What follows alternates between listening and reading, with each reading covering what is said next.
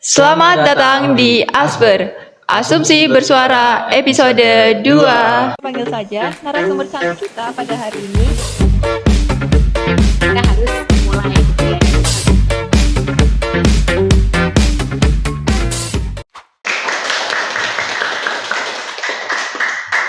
Oke. Halo teman-teman semua, kami dari Asper yang merupakan salah satu program kerja dari Badan Eksekutif Mahasiswa Fakultas Psikologi Universitas Mercu Buana Yogyakarta periode 2024. Oke Kak, karena tak kenal maka tak sayang. Ya. Gimana kalau kita kenalan dulu nih? Boleh nih kita kenalan. Oke, mungkin dari aku dulu ya Kak. Boleh. Oke. Halo teman-teman semua, nama aku Ale. Aku dari Fakultas Psikologi Universitas Mercu Buana Yogyakarta, angkatan 2022. Dan di sebelah aku, Halo, kenalin, nama aku Excel. Aku mahasiswa Fakultas Psikologi Universitas Mercu Buana Yogyakarta, angkatan 2021.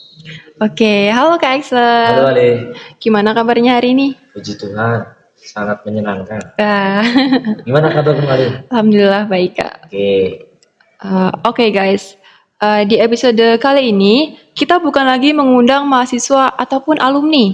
Dan yang pasti topiknya tuh gak kalah mainstream dari episode yang sebelumnya nih. betul.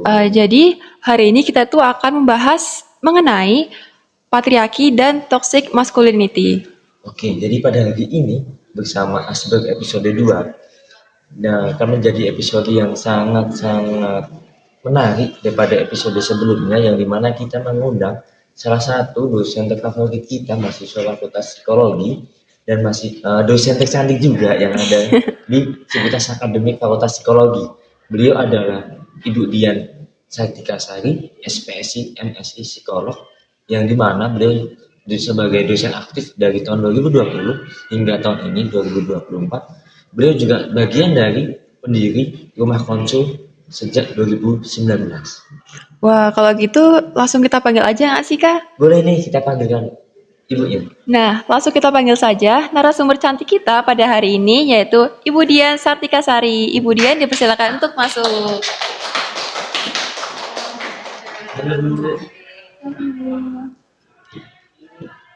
Gimana Ibu kabarnya hari ini? Baik, gimana? Alhamdulillah baik Ibu. Seksual? Puji Tuhan baik Bu. Jadi senang bolos ya kelasnya ya. Saya jarang lihat. Sekali Bu kalau ada kegiatan kadang Semenjak jadi gubernur. ya jadi ada surat tugas juga dari universitas. Oke. Oke Bu, ngomong-ngomong tentang kelas nih Bu. Aku kan di sini sebagai mahasiswa juga kan Bu, S1 psikologi dan Ibu juga kebetulan sudah profesi. Mungkin bisa sharing-sharing Bu gimana sih mengapa Ibu tertarik memilih psikologi hingga menjadikan dosen itu sebagai profesi Ibu? Dan mungkin bisa juga dijelaskan bagaimana perjalanan Ibu sampai ke titik ini kayak gitu Ibu. Oke. Kalau perjalanannya gitu ya dari awal sebelum ambil kuliah waktu itu sebetulnya kejebak aja. Jadi psikologi itu sebetulnya pilihan terakhir saya, bukan jadi pilihan pertama. Pengennya dulu di kedokteran, pengen jadi dokter gitu. Tryoutnya kedokteran terus udah masuk di tryout, tapi pas UM-nya nggak masuk. Masuknya di swasta waktu itu. Nah, sama PTN-nya mengambil psikologi sebagai pilihan 3, 2 yang satu kedokteran, tapi nggak lolos. Terus akhirnya lolosnya kan cuma di swasta nih kedokteran sama psikologi di negeri. Nah kita mikir sama orang tua mikir kayak lebih mending di psikologi aja karena beberapa pertimbangan. Akhirnya kita ambil jurusan psikologi gitu. Akhirnya kita ambil jurusan psikologi. Nah terus setelah itu kan kita saya kan terus kuliah di Unpad ya. Waktu itu Unpad itu budayanya agak menarik gitu sehingga membuat saya betah gitu di sana. Artinya nggak terpaksa kuliah di psikologi walaupun itu pilihan ketiga saya. Itu di sana itu kalau manggil dosen nggak harus Pak Bu gitu, tapi Mbak gitu ya, terus Mas. Jadi budaya itu memang benar-benar antara dosen dan mahasiswa itu dekat. Terus dosen tuh biasanya di kantin tuh bareng-bareng sama mahasiswa jadi satu gitu. Jadi satu. Mereka ada ruang dosen tapi ya hanya untuk ruang kerja. Kalau misalnya kantin jadi satu. Jadi sering bergabung antara dosen dan mahasiswa. Walaupun dosen udah senior, biasanya tetap dekat sama mahasiswa. Jadi memang budayanya tuh menarik gitu waktu. Sehingga akhirnya saya betah di sana, selesai terus disuruh profesi belum mau waktu itu karena biasanya kan kita habis skripsian tuh berat ya, banyak tuntutan gitu, akhirnya bikin stres, pengen kerja dulu lah, pengen ngerasain uang bulanan dulu gitu. Iya. Akhirnya saya kerja dulu, waktu itu kerja di startup di Tokopedia, terus sempet coba di konsultan, pindah ke konsultan waktu itu. Nah, konselor headhunter gitu. Nah, sebenarnya waktu itu memang diminta orang tua untuk profesi gitu ya, diminta untuk segera profesi karena pikirnya sebelum orang tua pensiun pengennya udah selesai dulu gitu profesinya gitu. Nah, cuman waktu itu saya masih pengen kerja, janjinya cuma 6 bulan kerja, Iya, Bu, ya. janjinya. Tapi faktanya kebablasan sampai 2 tahun lebih. Ya, betah soalnya. Nah, betah terima uangnya Mas. Oh, beda Bang. Terima uangnya. Nah, sebenarnya waktu saya mau ngambil profesi itu dilema juga. Kenapa? Karena pertimbangannya adalah kita kuliah 2,5 tahun. Bahkan mungkin bisa 3 tahun ya kalau misalnya melebar. Nah, sementara 3 tahun kalau saya stay di situ, kemungkinan kan gajinya naik, secara bonus juga naik. Jadi secara pendapatan tuh sebenarnya sudah cukup untuk hidup gitu, hidup lebih gitu. Jadinya mikirnya mengeluarkan uang apa dapat uang gitu ya. Nah, jadi kan dilemanya gitu. Tapi saya berpikir kalau saya di sini itu saya nggak akan implementasi teori-teori psikologi yang sebelumnya saya pelajari di S1.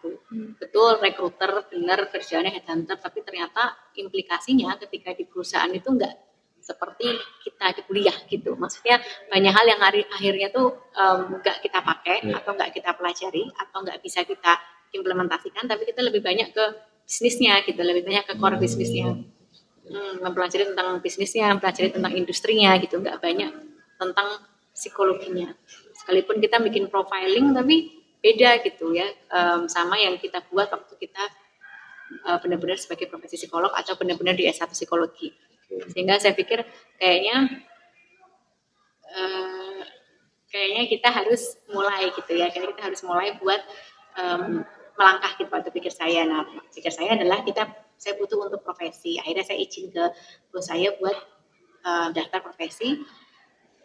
Pikirnya bos waktu itu belum keterima sebenarnya, karena kan lagi hektik gitu, nggak mungkin lah ini anak keterima gitu. Daftarnya juga kan waktu di UGM sama UI waktu itu kan nggak kepikiran buat daftar sambil kerja gitu, nggak kepikiran. Memang disuruhnya di situ. Nah, jadi sebenarnya nggak ancang-ancang juga. Jadi waktu itu benar-benar keterima, harusnya saya masih ada di situ, tapi saya langsung ngajuin resign karena emang keterima gitu kan. Nah, itu juga dilema juga karena ada matrikulasi kan kita. Pasti ada matrikulasi dan itu saya nggak bisa ikut full karena saya harus memenuhi tanggung jawab sampai selesai. Nah, akhirnya udah keterima, saya di profesi. Setelah di profesi nggak langsung jadi dosen waktu itu, tapi niatnya kerja di psikolog gitu, di puskesmas. Balik lagi sebetulnya banyak hal yang saya capai hari ini tuh memang keinginan ibu saya gitu ya, dengan orang tua saya yang memang doanya pengennya anaknya tuh jadi dosen, punya layanan psikologi dan psikolog.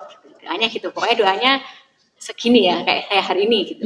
Nah, waktu itu kan belum mau kan, jadi dosen tuh ngapain sih jadi dosen, kan ibu saya jadi dosen juga. Pikirku nggak terlalu gimana-gimana banget lah, nggak yang bagus-bagus banget. Kalau psikolog kan kayaknya keren gitu ya. Ada layanan psikologi. Waktu itu kan pengennya kayak Mbak Analisa, pengennya. Kan dulu kan kerja di Mbak Ana tuh magang, jadi pengennya kayak Mbak Ana gitu. Kan Mbak Ana kan psikolog dan punya layanan psikologi kan. Jadi saya pikir waktu itu kayak Mbak Ana gitu, waktu saya profesi pengen kayak Mbak Ana, nggak pengen jadi dosen. Tapi ibu saya pengennya saya dosen waktu itu gitu. Nah, terus habis itu setahun setelah jadi profesi psikolog di puskesmas sambil bangun rumah konsul, ternyata nggak gampang. Banyak yang nggak balance gitu antara sebagai psikolog puskesmas dan juga sebagai biro rumah konsul waktu itu. Jadi nggak bisa menyamakan ritmenya. Akhirnya daftar jadi dosen, ngikutin apa arahan orang tua saya dengan diskusinya, dan ternyata keterima. Setelah saya jalan di sini ternyata benar gitu. Jadi jadi dosen ini bisa lebih banyak yang bisa saya kaitkan dengan rumah konsul sampai akhirnya bisa lebih baik kayak sekarang. Oke, mungkin menanggapi juga Bu, biar sempat psikolog itu jadi pilihan yang terakhir sampai memilih untuk jadi psikolog. Berarti Ibu sempat mengalami tahap itu bagaimana jadi mahasiswa gitu. Dan kebetulan kan aku dan Ali ini sebagai mahasiswa juga Bu, psikologi juga. Masih mahasiswa ya Mas? Masih. Kemudian masih. Masih. Kan. Jadi banyak sekali mungkin yang itu dapat mengaruhi baik itu kinerja kami, baik itu sebagai mahasiswa maupun sebagai teman-teman di organisasi. Apalagi saya Bu sebagai ketua BEM, dan kebetulan di rumah juga anak pertama laki-laki, punya adik juga, itu sangat mempengaruhi baik itu tuntutan ataupun keharusan yang mempengaruhi segi psikis saya sendiri, yang dimana itu laki-laki itu dituntut harus seperti satu A, si B dan si C. Apabila laki-laki itu mengeluh, menangis, bersedih, itu kayak kamu bukan laki-laki, karena ada bahasa kodratnya laki-laki itu harus kuat, apa harus kuat, apa harus bisa ditangani semua. Padahal laki-laki pun juga sama dengan perempuan kan Bu, kita sama-sama manusia. Ini tanggapannya Ibu mengenai tema yang kita ambil itu tadi, patriarki dan toxic masculinity, apakah itu saling berhubungan? Iya, sebenarnya kan kalau dari segi konsepnya, patriarki itu lebih kepada budaya yang mempercayai bahwa laki-laki itu harus diunggulkan dibandingkan perempuan, harus di atas perempuan, harus lebih mendominasi. Sedangkan kalau toxic masculinity itu kan sebuah keadaan di mana laki-laki itu dianggap sebagai figur yang nggak boleh seperti cewek, dianggap sebagai figur yang harus tegar, dianggap sebagai figur yang harus kuat. Sebenarnya ada hubungannya, karena laki-laki dianggap sebagai figur demikian, maka dia harus jadi dominan kan? Iya betul. Sebenarnya perempuan kan dianggap sebagai makhluk yang dilindungi. Iya. Ya, sehingga di patriarki ada hubungannya. Tapi bukan dua hal yang sama gitu. Dua konsep yang berbeda. Kalau toxic masculinity itu kan kita nganggap laki-laki itu harus punya sifat karakter yang nggak kayak cewek nih, nggak suka curhat, curhat nggak boleh, nangis nggak boleh gitu. Makanya kalau ngelihat kadang-kadang nih kalian boleh survei ke teman-teman cewek kalian, kalau ngelihat cowok misalnya suka menye-menye, ilfil nggak? Ilfil pasti jawabannya gitu. Suka lihat cowok yang banyak omong, ilfil nggak? Ilfil gitu. Lihat cowok yang suka update-update status sedihannya, ilfil nggak? Ilfil gitu. Misalnya gitu ya. Nah kadang-kadang secara nggak sengaja, meskipun kita berusaha menggalakkan bahwa laki-laki itu sama, harus boleh lo cerita, boleh lo apa, tapi dalam kenyataannya tuh pasti ada gitu mindset-mindset itu bagi kita yang perempuan sendiri. Saya sampai detik ini walaupun menggalakkan kesehatan mental laki-laki nggak boleh lo cerita, tapi ya naturalnya ya kita kalau ngeliat cowok ya pasti ada gitu momen-momen seperti itu sebagai manusia ya. Nah itu yang nggak bisa dilupakan. Akhirnya jadi dua hal yang saling terkait gitu. Dari ada yang mau tanyakan? Ada sedikit? Oke, kalau dari aku sendiri ya Kak, mungkin kan tadi sudah mengenai pandangan di masalah keluarganya Kak Excel gitu ya, tentang laki-laki harus seperti ini, dan mungkin pertanyaan dari aku tuh, kalau pandangan menurut budayanya itu gimana sih Bu, mengenai patriarki dan toxic masculinity ini? Kalau kita ngelihat di literasi sebetulnya patriarki itu kan budaya yang paling banyak menerapkan patriarki justru Jawa, gitu ya.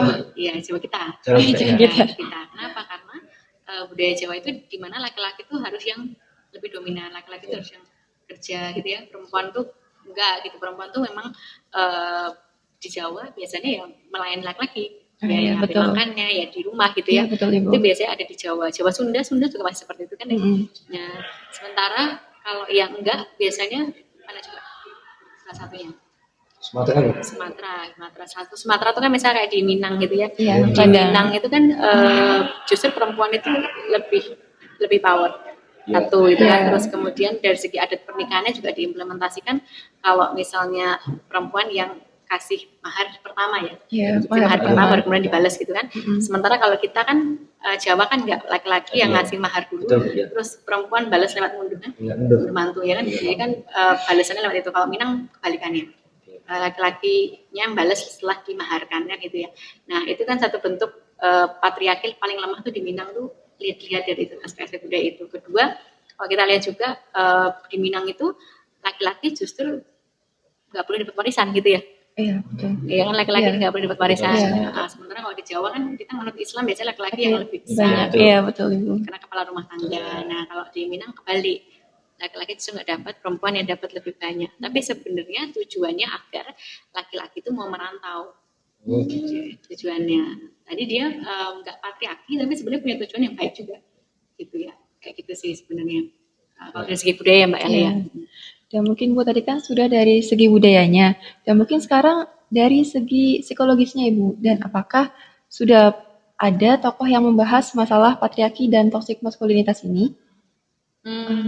agak nggak banyak ya sebenarnya. Banyak kan pemberdayaan perempuan gitu. Oh, udah Ya, ya. pemberdayaan perempuan untuk mengikis atau meminimalisir budaya patriarki sebenarnya. Nah, sebenarnya di Jawa sendiri walaupun masih kental, tapi sudah agak terkikis seiring dengan meningkatnya pendidikan. Cewek yang sekolah lebih banyak gitu ya, sehingga akhirnya jadi mulai berkembang atau mulai terbuka gitu ya, nggak terlalu sekuat dulu. Kayak gitu. Jadi penelitian itu banyak kan ke situ pemberdayaan perempuan, terus kemudian ke arah figur laki-laki ayah ibu gitu ya. Kan kalau misalnya patriarki berarti pengasuhan tuh ada di ibu gitu. Terus kemudian kan sekarang ada riset yang mengatakan bahwa keterlibatan ayah dalam pengasuhan itu bagus untuk perkembangan psikologis anak. Nah, itu salah satu hal yang kemudian menyamurkan budaya patriarki itu, meminimalisir. Jadi kalau ditanya apa sih kontribusi psikologi, sebenarnya banyak. Tapi ya enggak langsung kalau kalian cari judulnya patriarki apa toxic masculinity gitu enggak. Tapi mungkin ngerempet kayak misalnya fatherless. Itu kan bentuk patriarki juga ya kan. Ada singgungannya gitu. Terus misalnya pemberdayaan perempuan, empowerment woman gitu-gitu juga salah satu bentuk yang kemudian meminimalisir adanya patriarki. Oke. Jadi mengenai tadi yang saya kan contohnya kan ayah itu sangat banyak daripada perkembangan anak. Apakah itu juga menentukan dari segi tuntutan dari latar belakang ayahnya? Contoh yang tadi di Minang ini kan secara patriarki dan masculinity mungkin tidak mendominasi, lebih mendominasi di Jawa. Tapi kalau memang dari segi ayahnya tadi yang aslinya Minang lalu tidak pernah merantau kemana dan memiliki budaya seperti itu, apakah itu juga mempengaruhi pada segi budaya yang mana maksudnya? Budaya yang di Minang tadi, yang mungkin patriarki. lebih ya patriarki. Tapi budaya di Minang patriarkinya lemah itu, kalau maksud hatinya sebenarnya adalah untuk laki-laki itu merantau seperti. Jadi kenapa banyak orang Minang, kenapa rumah makan Padang di mana-mana tapi di Padang nggak ada? Karena laki-laki kan merantau. Jadi membuka, kemudian saya punya teman orang Minang udah lama pindah ke Jawa, salah satunya itu ayahnya merantau untuk di sini buka Padang dan udah lama Padangnya. Dan jadi kenapa kayak gitu? Jadi sebenarnya jarang ada laki-laki di Minang yang nggak merantau sebenarnya. Oh, berarti kata-kata udah pada merantau semua. Iya, rata-rata kan merantau kalau kita lihat ya, karena memang ke arah sana sebetulnya. Jadi bukan dalam arti meskipun perempuan lebih power dalam beberapa hal dimuliakan gitu ya bagi mereka, tapi bukan berarti laki-lakinya itu lemah banget. Karena mereka justru memberikan challenge nih, laki-laki sengaja nggak dikasih fasilitas biar dia tuh nggak manja gitu.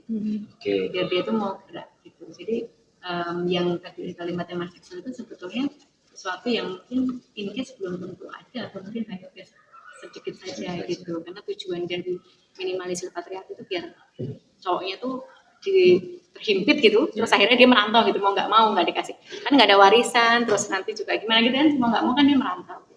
Oke, jadi mungkin ada satu lagi mungkin yang mau tanyain.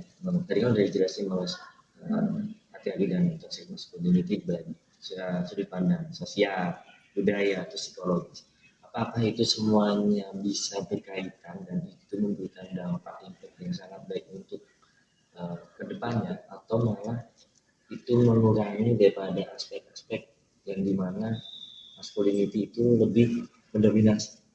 Maksudnya gimana Mas? Coba. Jadi gini, misal dengan sosial yang disampaikan tadi, dampak sosial seperti apa, lalu dengan budaya yang berbeda itu, lalu dari ambil sisi psikologinya, dan dari situ Ibu memang setuju nggak bahwa 3 aspek itu, baik itu sosial, budaya, atau psikologi, itu saling berhubungan?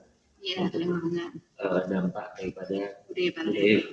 Oh iya, memang sebenarnya berdampak ya. Jadi artinya sosial budaya itu pasti akan mempengaruhi bagaimana pandangan kita terhadap patriarki, terus mempengaruhi juga pandangan kita terhadap laki-laki harus gimana. Itu pasti akan ada pengaruhnya gitu. Secara psikologi juga akan ada pengaruhnya. Cuma mungkin catatannya gini ya, kadang-kadang tuh kalau dalam kampanye kesehatan mental terkait toxic masculinity, kita kan pasti berpikir bahwa laki-laki itu boleh kok menangis. Jadi gitu ya, laki-laki itu boleh menangis, laki-laki itu boleh kok untuk cerita. Nah, itu coba kita ubah stigma itu dengan cara mengubah pola pikirnya masyarakat terkait laki-laki. Terkait laki-laki itu harus gimana? Artinya meminimalisir patriarki itu. Itu secara psikologis kan kita pengennya seperti itu agar laki-laki itu berhak buat cerita juga. Ya kan, artinya secara psikologi kita berusaha memberikan ruang kepada laki-laki. Nah, cuman kita juga melihat fenomena yang mulai terjadi sekarang juga mulai ini juga mewanti-wanti juga kepada laki-laki juga. Jadi walaupun laki-laki itu boleh nih buat cerita dan sebagainya, boleh buat nangis nggak apa-apa, tapi pilihlah ruang yang tepat, ya kan?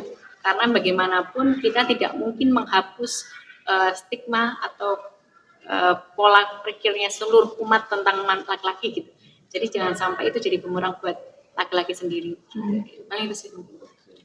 Oke Bu, ini aku ada pertanyaan ya, ke pertanyaan sebelumnya tadi, yang mengenai laki-laki Padang yang merantau Ibu. Dan kemungkinan kan merantaunya ke Jawa gitu kan Bu, yang dimana tadi Ibu bilang bahwa di Jawa itu patriarkinya sangat tinggi, dan Paling tinggi. paling tinggi, dan di Padang itu yang rendah gitu ya Bu, Literasinya gitu. literasi patriarkinya rendah. Dan kalau misalnya ada laki-laki Padang yang merantau ke Jawa, apakah itu bisa merubah perilakunya Ibu, kayak berubah menjadi patriarkinya lebih tinggi gitu Ibu? Apakah bisa merubah atau Oh iya paham. tetap? Bisa karena budaya kan, Iya, budaya betul. dan juga ketika kita punya pandangan sesuatu atau kita kuat nih patriarkinya atau kita lemah nih patriarkinya atau yang lain, nggak cuma patriarki, apapun itu pasti lingkungan itu mempengaruhi.